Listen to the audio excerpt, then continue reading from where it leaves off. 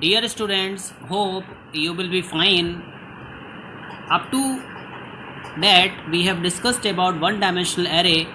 Now we are moving towards two-dimensional array. Now, two-dimensional array or 2D array. 2D array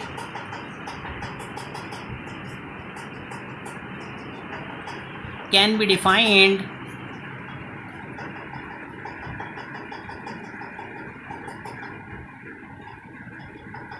as an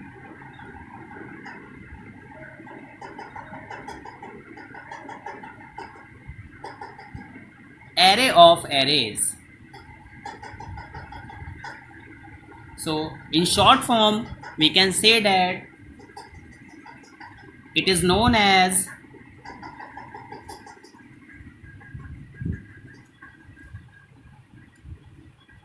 matrices. Now which can be said that a collection of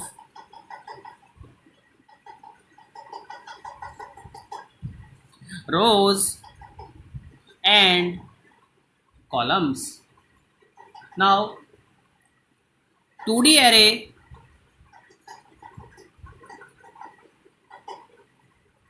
are created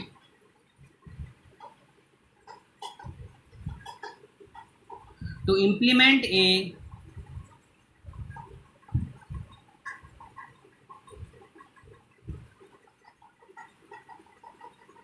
relational database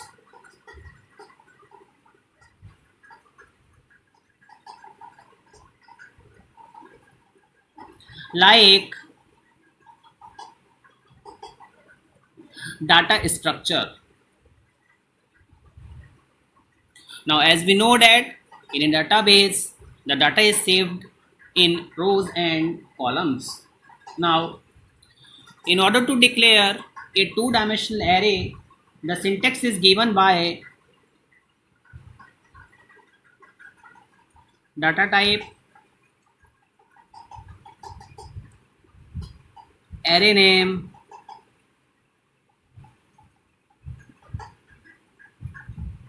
rows and columns.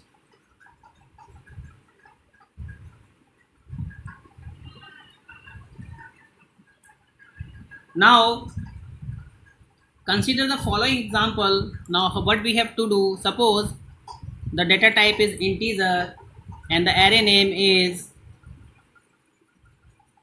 student, and we have taken two options here, 4 and 3. So it is an integer two-dimensional array. The name is student, this is the number of rows, and this is the number of columns. Now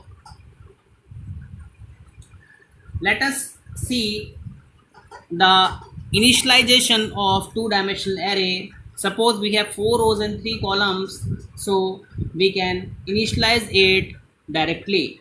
Now what we have to do, we have to write the name of the array, that is student.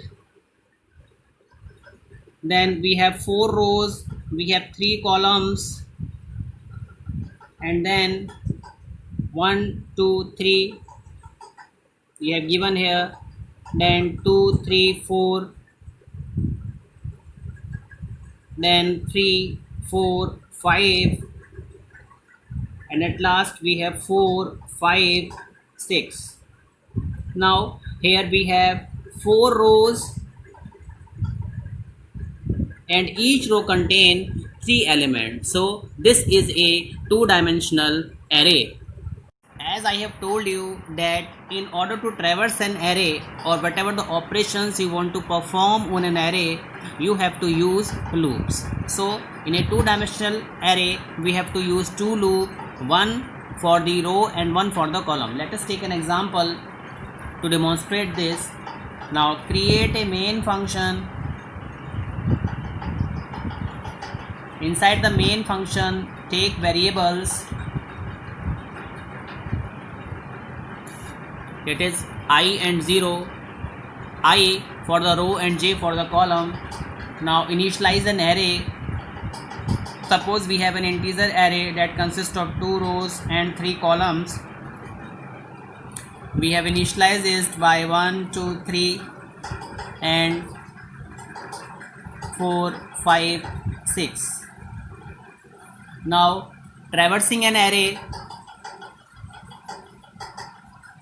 outer loop is given by for I equal to 0, I is less than 2, I plus plus, and for j equal to 0, j is less than 3 and j plus plus.